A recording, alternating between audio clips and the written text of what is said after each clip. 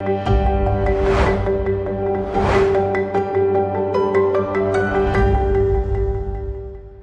this podcast from the beautiful beaches of Mexico, I want to talk about the biggest impediment that I see to research careers. The thing that holds the most people back. I've been teaching people, mentoring people in the research space for over a decade now. And there is that one thing that really holds people back.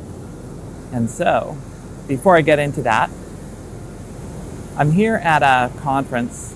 I don't normally come to the beach on vacation, but hey, I'm here for a conference and it's a pretty nice place to be. And it's really led to some thinking, especially the meeting that I'm here for. It's a meeting for entrepreneurs. It's a meeting for business owners who have that entrepreneurial spirit and want to do better, want to improve our lot in life, in business, moving forward. And how is that relevant to research careers? How is that relevant to you?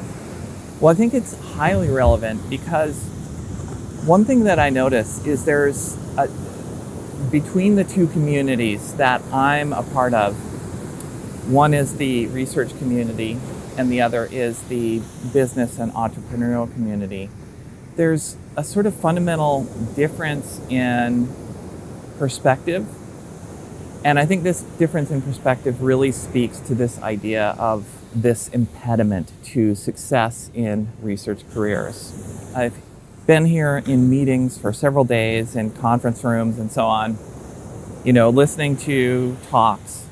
And you might, if you're a researcher, picture, sitting there and listening to a series of people talking about their work. And in a way it's that, but it's quite different than that, because the invitation here and the whole community here is really here for the idea of introspection. Introspection about how we can be better as people, as entrepreneurs, as business owners, and do better. What tools can we use? What frameworks can we use? What insights and shifts can we make to, just be better, to do better? And my experience for the quite a few years that I was in a research career is that there wasn't that much of that invitation at conferences and meetings. I mean, there was a bit here and there, but it was always indirect. The invitation was mostly, learn about this piece of research, or learn about this science, or learn about this technique. And it was all outside of ourselves. It was all about external stuff going on that had nothing to do with really what was going on inside of us as the leader of our research. And this relates to this idea of the biggest impediment. In my research career, I was the biggest impediment to success, honestly.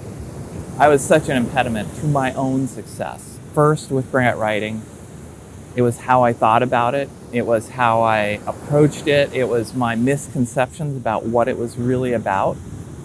And those shifted only because I was really lucky to find that one mentor who challenged me, who kicked my butt in so to speak, into approaching it in a quite different way. And that led to a complete shift in my results. And then later, after I had the funding, there were real issues that I ran into in how to build and manage a team, how to sort of deal with the political situation and things like that. And those were things that I didn't really know how to deal with. I was not equipped to handle. And there wasn't really a context in which I knew of to go work on that, to go really explore, what is this? It was very easy to point the finger at external causes of my problems and say, this problem that I'm having is caused by that evil person or this political, BS over here. It was caused by all of these factors, X, Y, and Z, outside of myself, and if only they would change, then it would be better, right? Well, yeah, that might be true, but are they going to change? Probably not. That's been my experience. I mean, I left UNC Chapel Hill and I went to a different, much smaller university where I thought, okay, I'm so well funded compared to most people at this university. Of course, it's going to be an automatic, like, they're going to worship me and the gates will part, the doors will open, and none of these impediments will be there. Well, the exact same types of impediments were there at this smaller university. So I had to really think about it. It's like, wait, I'm encountering the same problems, the same impediments at a completely different place, thousands of miles away from where I just was, that I left because I was frustrated by those people and those things, and now here are these people and these things. What's the common denominator here? Interesting thought. What's the common denominator? That's moi. That's me, right? So that has led to a more than decade-long journey of really saying, how can I be better? How can I do better? And that journey is not over. It's a lifetime journey. But it's one that I really wish that I had undertaken more seriously, that I had had the context and the community to undertake more seriously when I was a faculty member, because I would have been probably more successful. I mean, I was very successful at getting funding, but then using that funding effectively, I wasn't as effective at. I would have been more happy, and it would have been more sustainable. And I might still be in a research position. I mean, maybe I wouldn't be doing this kind of work that I do, helping other people, or maybe I would do both. I don't know. But the thing is that overall, that picture of that career would have been a picture of more success, more flow, more ease, more happiness, because I have fully realized that the main impediment was me. Yes, there were those external barriers. There were problems at my university, both universities that I was at, with space. Those are very real problems that we all face. But when we face them, the question is, how do we overcome them? Do we overcome them by pushing on those people, by forcing them to change? Well, the answer is, even if we can get that person to change and be better, then somebody else is going to come along who is a seeming impediment. It's really not about them. It is about us. Like my space situation that I had, I thought, UNC didn't ever really give me a nice space that they promised me, especially proportional to the amount of funding that I ended up having after a few years. And I was very angry at that and resentful of that, and I fought against that. And yet colleagues of mine, there were certain colleagues who had more space, even though some of them had less funding. And I was kind of befuddled by that. But now it's not a surprise, because those were people who just inherently, by luck, by some kind of knowledge that I didn't have, had a better approach to making what they needed happen.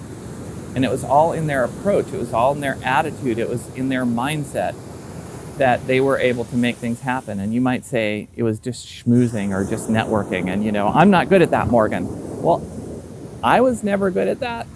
And yet, I'm here at this meeting of entrepreneurs as a very introverted person who nonetheless has been able to connect with a lot of people through shifts in my own attitude, and really have those be effective connections and effective ways of moving forward in what I'm trying to accomplish now in business. The same would have been true, and the same was true to some extent in the research lab, but I was, again, that impediment because I was reactive and defensive, and I expected other people to change. I expected them to do better instead of me being better and doing better. I see in the entrepreneurial world a direct proportional sort of level of success according to how much somebody has worked on themselves. There are some exceptions in a way to that. There are still what you would call the bro culture here at this meeting that I'm at, and there are certain people who just charge forward in that culture and just do things and seem to, on the surface, have success. So you might say, well, I'm not in that category. I don't want to be a part of that kind of bro culture or whatever. And I get it. I'm not at all part of that and don't want to be a part of that. And yet, if you exclude the sort of maybe inherent advantage that some people might have that somebody like me does not have, not being part of that, if you look at success levels are proportional to how we work on ourselves. And you might say, that's unfair. That's unfair. Why should I have to work on myself more than those people seem to do, who just inherently have, the gates open for them because of, how they were born, the gender and the place they were born and so on. And I have a disadvantage compared to them. Why shouldn't we rectify that disadvantage? Well, this isn't about whether we should or shouldn't try to change inequities in the world and work on that. I mean, I think there's still a lot of work to do that we have as a society and culture to rectify a lot of disparities. But when it comes to personal success, that effort to change things, to modify and change a culture, that's a very, very long-term game. That's decades, perhaps centuries of work to really change that in substantial ways that are going to impact you personally. So the question is, what are you going to do personally, meanwhile, about your own life and your own career? Are you going to wait for all of them and all of that to change? Or are you going to be and do the best that you can do? And that's the real point that I'm making, is that regardless of the factors that you may be facing, you can either be better and do better by working on yourself, by shifting your perspective to, for example, more of an investment and return perspective rather than a scarcity perspective. That's a huge thing that I see in researchers. So many researchers are very scarcity minded, like money is scarce, money is tight. Even though they're asking NIH for millions of dollars in funding, they're saying, well, but funding is really scarce and money is really scarce. Well, you can't simultaneously be asking somebody to give you over $1 million for your research and really think that money is scarce. It doesn't compute.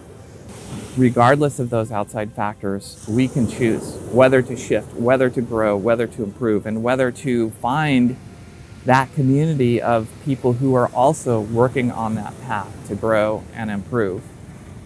And I want to encourage you to find that community. And this is not just about you and your success in your research career and how much this can impact success. I mean, the clients of mine who've had the most success, regardless of whether they come from, a place of inherently the doors opening for them because they came from a very well-known lab and they have all of the advantages of gender and so on. The people who are most successful are the people who really work on this. Science and research, we're struggling right now. If we're honest with ourselves, this worldview of let's actually look at the facts, let's actually study the world around us and see what this is all made of, what we are made of and how we work, and let's do that in a factual way, that's under attack. It has been for years, but the level and the tenor of attack is higher than ever. And I've been thinking about, how do we counter this? And I think what I've been talking about today is directly related to countering those attacks. Because if I look around at academia and researchers, many of us are not very good exemplars to the world. We work too hard. We don't take responsibility for our own stuff nearly enough. We don't work on ourselves enough. We don't improve ourselves enough. We go try to change other people before we change ourselves. I mean, we do lots of things that just make us not very good spokespeople for this idea that life could be better, because we don't set this example of life actually being better through science, because we're all working too damn hard and we're all just, stuck in this mire of like, I've got to get more funding and I've got to get more publications and I've got to prove myself to all of these people. Well, we could be leaders. We could be people who are out there leading the way to a better future for humanity, a more fact-based future for humanity. We could be, but most of us are not, because we're so bogged down in just the everyday sort of nonsense. My hope is that by helping you as an individual researcher be better, to function better, to not be so reactive, to have the funding and the stability you need in your job to do what you do, that will enable you to be more of that leader. It will enable you to be a better communicator and a better representative of what this sort of scientific and research-based worldview is really all about, because our world is an incredible place, and research is a great way to explore this incredible place and to explore our amazing bodies and our amazing minds. And these are powerful tools that we can use to explore these things. And it should be about us bettering ourselves. But when the betterment is all about just like, let me just take a drug and it will fix all my problems, and us not actually doing the hard work, embracing the idea that, yeah, maybe that drug can help you with a particular problem, but if we're not also working on what's in here and what's in our hearts and what's in our bodies, then all of those pills and cures and remedies, they're just kind of temporary fixes for most people, because those often aren't the only problems that we have. So I'm encouraging anybody who's a researcher who wants to have a better experience of your research career to see that you having a better experience can also lead to impacting the world positively. Because if you're showing up as a bright and clear and inspiring leader, you can speak powerfully to the need for a worldview that is more scientific and is more fact-based, but at the same time leads to people being better and people doing better. And you can be an exemplar of that, and you can experience the benefits yourself. So it's really a win-win situation. But I'm going to be honest with you, it's a difficult path. Like this path of diving in and trying to actually be a better person, it's not about people pleasing. It's not about impressing people. That's all ego-based stuff. One of the most important things on this journey is to really lose some of that ego and to instead be in a state of being more often that is inspired and inspiring, that is visionary, that is just somebody who leads by example. And leads from authenticity too.